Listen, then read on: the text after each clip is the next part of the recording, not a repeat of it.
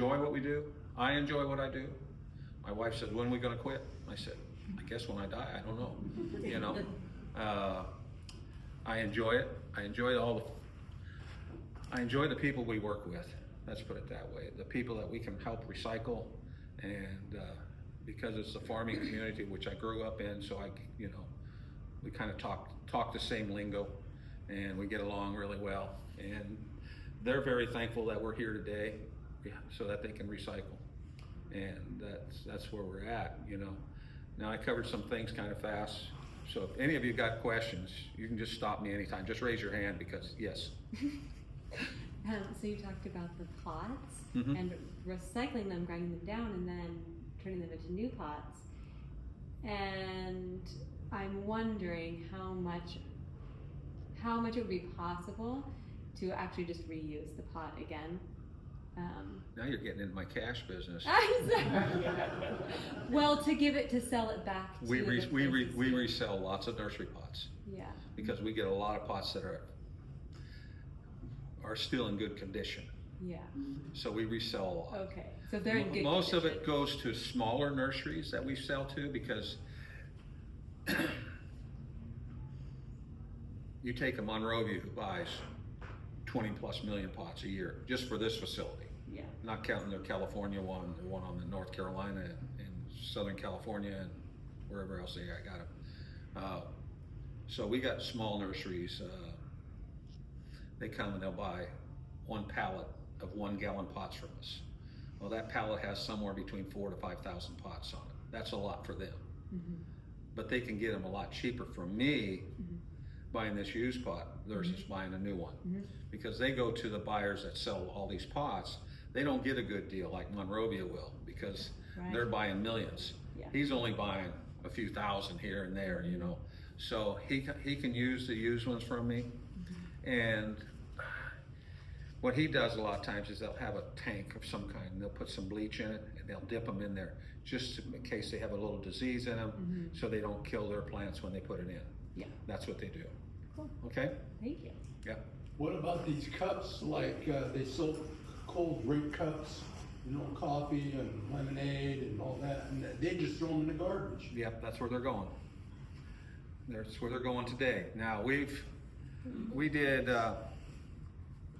done a lot of testing over the years trying to help people out, you know, and McDonald's has expressed an interest in setting up some kind of a program, you know, do a test program, see once actually how many people would be willing to throw their cups back at the McDonald's instead of taking them with them, which a lot of people, well, you buy your meal or whatever you want there, you drink while you're there, but then before you leave, you usually go and fill it back up and take that cup with you. Mm-hmm. So where can they drop it off then? Or are they gonna keep it till the next time they come back to one of those facility, a Burger King or a McDonald's or whoever, and put it in there? That's educating the public to do that. You know, are people gonna do it? I don't know. Can I just say that the Plastic Project does collect those cups every 3 months at our collections. Our next one is May the 2nd here in McMinnville. But what are you doing with them? We send them to Denton Plastics. Okay, I know Nicole, and then we do business together. They Yeah. buy a lot of plastic from me. They do, and yes. She's put in a wash system to wash that stuff, and these cups a lot of them are made out of polypropylene, but there's also PET ones out there. Yes. There's also styrene ones out there. So she has to sort them, and that's her problem. Well, we sort them. Yours doing the sorting? We do the sorting by How come number. you don't give them to me? We'll talk. Another question, how about the plastic straws and then the little water bottles, they got a cap on the top of them, and they just throw them on the street? Those you can recycle at Recology. Most plastic straws are made out of polypropylene also, you know. Can you talk briefly about the nexus between tipping fees, waste, and the landfills, maybe anecdotally of some of the businesses that save X dollars by, I assume they're just giving you're not buying their product, this is just an exchange? No, most companies, we save them money by taking their plastic waste. What are some examples of the? Well, you take Coffin Butte landfill just north of Corvallis, south of here. It's $100 a ton to bring your garbage in there today. Whether it's 1 ton or 20 ton on that truck, it's $100 a ton. That's Recology, don't they go there? Recology is going there with some of their stuff. It depends on what they're carrying. Some of their stuff, depending, they might go to a MRF, a material recovery facility, like Far West Fibers here in Hillsborough, that will run it up their line, try to take the paper, cardboard out, sort out the milk jugs. Milk jugs natural HD is got a good price on it today. Take out what they can, the rest of it ends up on the end. It all gets baled together and has been going to the landfill. How about laundry soap? Jugs? Jugs. Oh, they can be recycled. They're definitely, it's usually an HDPE, high density polyethylene that, you There's know. like window cleaners, they're in plastic. Just walk down the aisles of a Walmart or any store and you'll see how much plastic is there. We did a program with Walmart some years ago. The lady manager for 16 of their Walmarts came to see us. Somehow she heard about us and she said, I would like to recycle all our stuff in my stores. I said, man, what do you have? She said, we got all kinds of plastic. And I said, okay. I said, we'll do 2 stores. You pick out 2 stores that we'll do, pick out one of the ones in Salem by us and one up in the Portland area. And I said, you put all the plastic in our big bags for us, these big super sack bags that we use. And let's see how it goes. We'll try it for a couple months and see see what we get. Well, they found out 66% of their trash was plastic that they were taking away, paying to get rid of. You take a plastic tub where people buy with a lid up, and you pack stuff in it and whatever. Yeah. They get cracked, they can't sell them. Plastic glass, plastic pitchers, you name it, they got plastic. So much plastic, and so much of it, they were ending up in the garbage. And so we did a lot. And after the 2 months was up and what we had collected, and she said, you guys gotta do all my stores. I said, I don't know if we can do all your stores unless you're gonna bring from the stores to one location where we can pick it up. I said, I can't go to Coos Bay, I can't go there, some of these other stores that she Yeah. had, one down in Grants Pass, and I remember some of them, but they would love to get on a program. But it's a big undertaking. Were they willing to pay the prevailing tipping fee? At the time, she wanted it for free. Yeah. And I said, no, that's why I told her, I said, the only way it's gonna be that way is you gotta bring all the stores to one location where we can send a truck, get a full load, go right back to our place. At that time. The plastic market was pretty good at that time. So, if she would come to me today, no, she'd have to pay me, because the Yeah. market's been so bad. But it looks like things are changing. The plastic market is going up again right now. A lot of it has to do with what's happening in Iran and over there. A lot of it has to do with Europe has not been getting their oil and natural gas out of there, so they're calling companies here in the US to buy virgin plastic, which puts the pressure on our market here for the companies here. So then what happens right away is we get a market that goes up. We're on a world market. Right. We got a commodity, that's what it is. It's just like the farmer that sells his grain or his lettuce or his carrots out there. If there's a lot of it, prices are down. If there's a shortage of it, they go up. And that's what we deal with. And so it's, that's what's happened on our oil, in that market. We might have a bump for 3-4 months, maybe it lasts a year, we don't know, that things go up. It's good for us, we maybe make some money.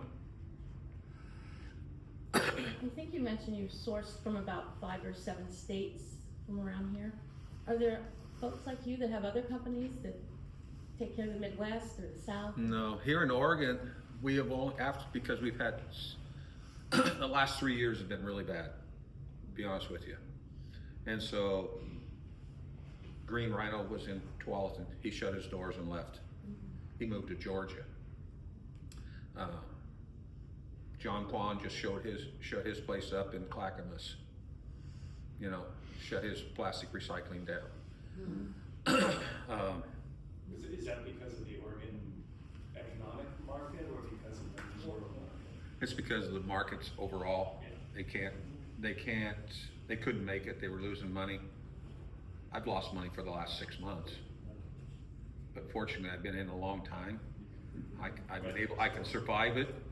And now that the prices are coming up, I can make myself healthy again. I was kind of getting skinny, you know, but, I get plants also left in it. yeah, no, it's, you know, our best times are when construction is good, energy costs are down, is when the plastic market's good. Even though oil is down and the price for virgin is down, but our volume going out, we can really blow it out. You take in 2003, 4, 5, 6, 7, into 8, we had about 5 years there where the construction industry in this country was just booming. And we had 5 really good years, you know, in the industry, because we were, you know, our roofing guys, man, they were buying twine from us like crazy. I mean, we were shipping as much as 80,000 pounds of twine a week out to these guys, you know. Nursery pots were going out the doors, you know, into that, because homeowners, apartment buildings, commercial buildings, what do they do after it's built? What do? They put all plants and flowers in and everything.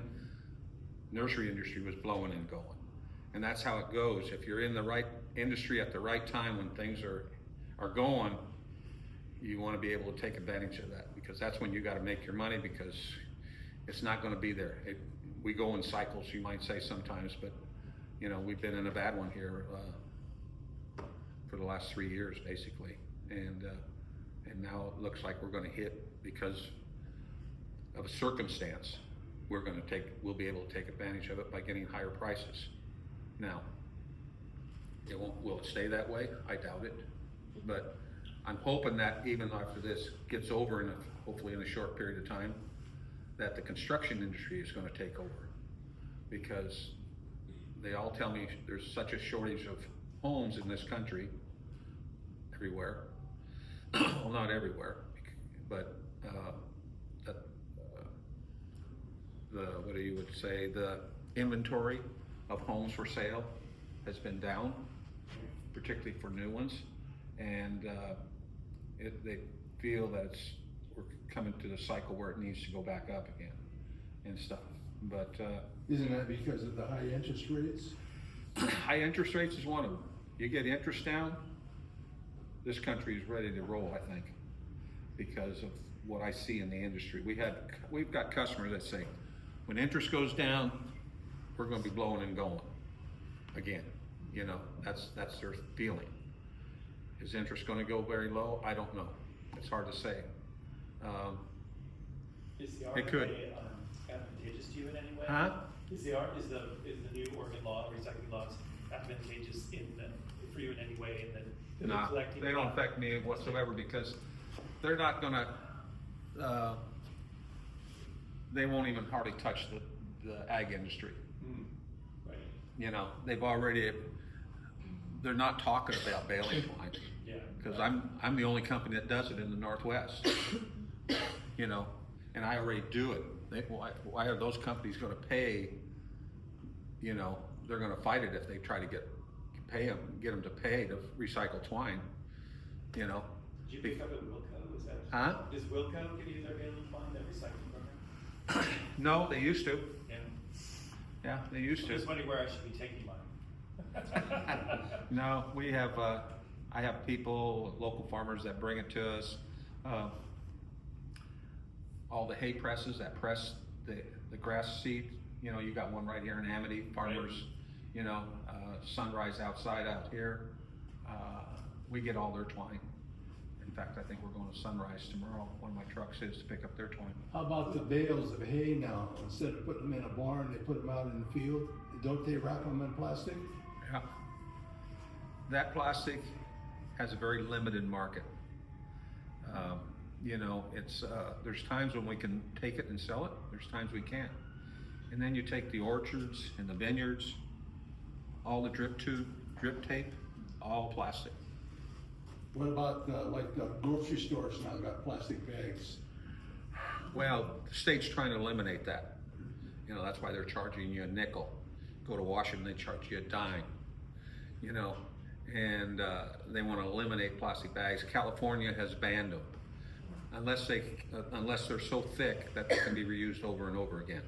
You know, but then I've been to a grocery store before where a person kept using this bag, but he wasn't cleaning it. And pretty soon the guy at the teller said, "I can't put groceries back in that bag, it's too filthy. Because you're gonna get sick, and then you're gonna come sue our store. You know, so we can't put it in." Well, he wasn't cleaning his bag. There's, you know, crazy things like that happen, you know, people, you know, I keep telling the DEQ, they need to do a better job of educating people. When you're driving down the road and there's a big windstorm, they're blowing across the fields. Oh yeah, go to the garbage, the landfills and see what's flying. You know, it's tremendous how much plastic is going. Yes. But you have a recycling at Safeway and at Winco for plastic bags. It's all looks. Smile. It looks good. You know, it looks good. Some of it is getting recycling, but very little of it. You take a company like Trex Decking. Everybody's heard of Trex pretty much. Trex recycles lots of film. They don't want to pay much for it. And they'll take bags, you know. I know they do right now. I think they're taking from Winco. But at times when they don't need it, they don't take it. And these stores can only handle so much, and where do we go? It's got to go to landfill. It used to go, a lot of that used to go overseas, but overseas isn't taking it either, you know? So this is where it runs into problems. You know, if you don't have that in market for this plastic, you can only pile up so much, and then you got to do something with it. So, And that's what they do. Anybody A here? couple more questions, just before. Yeah, that has a question about agriculture. Yeah, I'm Projects. actually a farmer, so just some quick questions. I have plastic pellet wrap. What do we do with that? Do you handle that? That's thin film. You can bring it to us. Okay. We take that clear shrink wrap, you know, like that. We take that. Okay. And how much would that charge? Let's say like for a big, cute. Like think of like I'm working at a vineyard. Think of it as those big boxes of plastic. Big box. Sorry. We don't charge you if you bring it to us. Okay, cool. Yeah. Anybody that brings us stuff, we don't charge them for Okay. it. Yeah, we're dropping it off all the way in Portland right now, and it's like Huh? we're dropping it all the way off in Portland, and we're in Amity. So like to know that you're so much closer. Well, we'll see the boys over at Hay Press there. They come with a truck. They bring their own truck over to us. That's great. And then, what should we do with the irrigation tube? We don't use it in the vineyard because we're dry farm, but the garden uses the plastic irrigation tube. Do you take that? We haven't been taking any in, but we're thinking we are. I had a contact from one of my guys in Mexico, called me or emailed me this morning that he wanted to know if I had any drip tube or drip tape. And so it's a good plastic, Oh, yeah. you know, and just when you pull it up, make sure it's not in the mud, Okay. you know, and so it's fairly, you know, we understand there's gonna be a little dirt attached, but we don't need it covered in mud. When we get people that think we're gonna clean all this stuff, wait a minute, you know, we do enough as it is. You know, we tell people you gotta clean it halfway decent so we can handle it. You know, we got some stuff from a big carrot farmer on the other side of the mountain. Redmond, I think, in this area where he was at. I encourage all of you to go to the AgriPlus website. They have a list of accepted items and items they do not accept.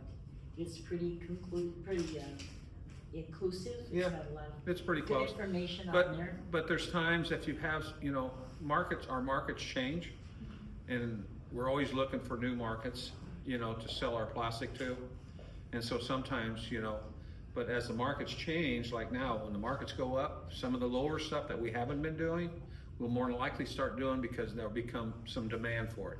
Because it's a lower priced item that they can spend a little more time dealing with it to make their product, because the other plastic has gotten up here where this is down here yet. And so then all of a sudden, then we get people calling us, oh, can you get some of that? You know, and drip tube and drip tape, there's thousands and thousands of miles of it. We do up in Washington, and we do the vineyards in Washington and the orchards in Washington now have just gotten so overwhelmed. In fact, they can't even get enough labor. That's their biggest problem. Last year there was orchards, never got picked. Apples just rotted on the trees, you know. I think we had, I want to say there was 400 and some thousand, I just seen that too recently. Some jobs, agriculture jobs were advertised for trying to hire people, and only 187,000 of them were filled. Less than half. And that's a big problem, you know, for the farmers that we deal with, you know. And so then they say, well, shoot, if we can't get why are we planting this if we can't get it harvested, you know? And then that's going to hurt the markets, because then they start creating shortages, and that's what happened, you know, goes up. That's what happened in the beef industry. That's why our meat is so high, because some years ago, the beef prices got so low, and farmers started saying, oh, we're going to cut down, we're cutting down, we're cutting down. So they kept cutting and cutting. And now there's a shortage of beef. There's less beef cows today than there was 70 years ago in this country. And that's why beef prices are so high. My brother is still in the dairy business. And he says, I'm more in the beef business than the dairy business. He says, I make more off my beef cows that I have to send to slaughter than I do off the dairy. I mean, he has a big operation now, you know, and he's in Texas, and and that's why beef is so high. There's not enough beef cows in this country, particularly. And another thing that affected it is Mexico got a parasite in their beef cows. So the U.S. does not take any beef in from Mexico today until they clean it up. They thought they had it cleaned up, and then it popped up again on them. So now they're still not taking it. And so that's things like that affect markets. You know, in the agriculture industry, I know pretty much a lot of stuff, but what's going on? You know, you get into other markets, it's different. But I mean, these are things I can explain why this happened or why that happened, you know, and give you a pretty rational answer, you know. But it's, you know, overall in the agri industry, we're about it in the Northwest, and there's really nobody else, even on the West Coast right now, doing much agricultural plastic. There's a couple companies trying to do the drip tube and drip tape down in California, because it's everywhere too. And but the baling twine right now, there's one company in Phoenix that's doing some, and us. And as far as I know, we're the only two in the United States really recycling baling twine. You know, and so that's how that is. But yeah, it's a huge business. One last question. Yep. If you could change everything and everything was made by one glorious plastic, what's your favorite plastic for your business? Like, if everything could just be made out of this, we could put it into a circular system and it would be beautiful. Polypropylene is the most one of the most widely used plastic. That and high density polyethylene. Those are the top two plastics that are used worldwide. And Number 2 and number 5. Yeah, they're the ones that are used most by everybody. You know, they're very versatile what they can be used for. You know, and the polypropylene is a little more forgiving. It's a little softer, where the HD high density is a little more rigid. You know, but other than that, those are the two best plastics to use. And you know, we've talked to the Nurserymen's Association and tried to get the producers of nursery pots to standardize what they use. Okay, you want to use HDPE? Okay, let's use HD and everything up to a gallon, and everything a gallon and bigger, let's use polypropylene, you know? And nothing, you know? They don't, you know, they just don't wanna do it. I mean, we had McConkey, who was up here in Summer, Washington, they switched to using PET to make pots, small square ones and stuff like that. So I took some in from a couple of our nurseries that we deal, and I ground it up, made it nice and clean, sent them a sample, went up and talked to them there. I said, you guys should be able to use this. Oh, we're not buying no recycle. I said, okay, you're not gonna buy it. Then I'm gonna have to tell all these nurseries that I do business with, you take the McConkey stuff and you throw it in the trash. And I warned them for 3 years. I would talk to them at the big Oregon nursery show here in Portland. They're out of business today. There you go.